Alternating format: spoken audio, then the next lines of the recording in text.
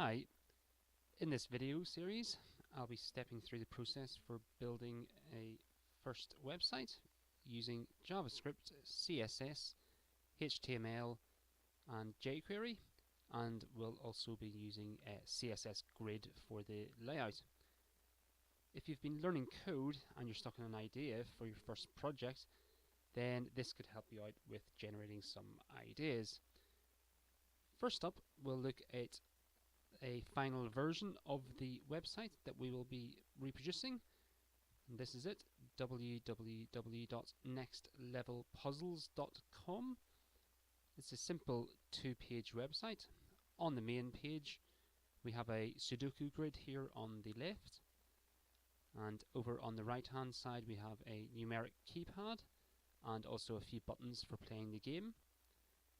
On the other page we have a code words grid, and it's based off a similar template. On the left hand side we have the grid for displaying. On the right hand side we have a letter keypad, and we also have the buttons for playing the game. So go ahead and take a look at the website, and in the next videos we will start coding up the website. Bye.